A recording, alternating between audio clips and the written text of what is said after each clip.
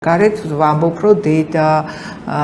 არის ყველაფერი, დედა ბოძი და უკავშირე დედა ენას, ყველაფერი და სახში დედა ნიველირებულია. რა თქმა უნდა, ეს დიდი პრობლემა არის, დაუშვათ ეს მასკულინური გამოვლინებების მქონე ადამიანებში. თუმცა მე ყოველთვის მიმაჩნდა, რომ ძლიერი მამაკაცი მარტო იმიტომ უნდა იყოს, არა მარტო ძლიერი ზურგი თავისი შვილისთვის, არამედ მთლიანად ოჯახისთვის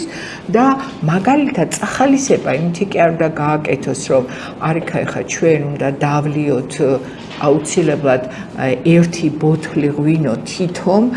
13-14 წლის ასაკში, არამედ 13-14 წლის ასაკში მისმა შვილმა უნდა იცოდეს რა არის პირადი სივრცე და საჯარო სივრცე, როგორ მოიქცეს პირად სივრცეში და როგორ მოიქცეს საჯარო სივრცეში. მამასთან უნდა შეეძლოს არა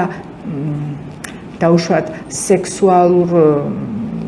თემებზე საუბარი მხოლოდ და მხოლოდ კომერციულ სექს მუშაკთან დაკავშირებით, არამედ უნდა შეეძლოს საუბარი 3, 5, 7, 8 წლის ასაკში სხვადასხვა მოცულობით თემებზე,